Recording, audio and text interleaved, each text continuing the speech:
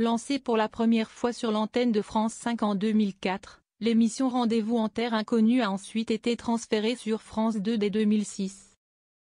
Le but de ce programme culte du paysage audiovisuel français est de faire découvrir aux téléspectateurs un peuple lointain, dont la culture et les traditions sont menacées par un mode de vie moderne. Cette découverte s'effectue via le regard d'une personnalité, qui accepte de s'envoler pour une destination qu'elle ne découvre qu'une fois dans l'avion. L'invité du prochain numéro de Rendez-vous en terre inconnue sera Thomas Sisley.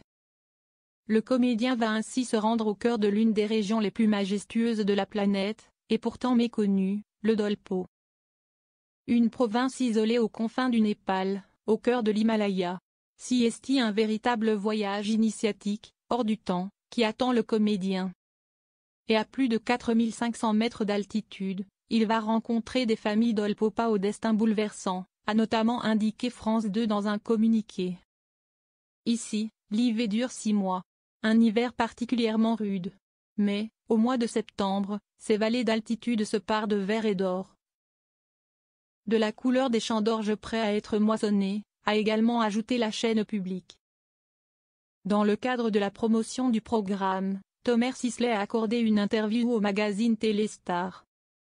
Au cours de cet entretien, le célèbre comédien s'est confié sur son quotidien. « Moi, j'habite dans un trou de campagne près d'une rivière.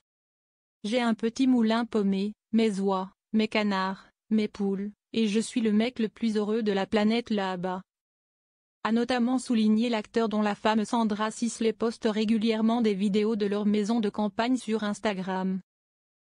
Rendez-vous en terre inconnue, cette leçon de vie extraordinaire qui a marqué Thomas Sisley. Thomas Sisley a également profité de cette interview pour se confier sur son voyage dans le Dolpo. Le comédien a par exemple expliqué avoir retenu de ce séjour une leçon de vie extraordinaire. Siesti, un moment qui n'a pas été filmé mais auquel je pense régulièrement, parce que pour moi il y a un avant et un après. A ensuite précisé l'acteur, avant d'expliquer comment le peuple local fabriquait son fromage de chèvre à la force des bras. La fabrication est très exigeante physiquement.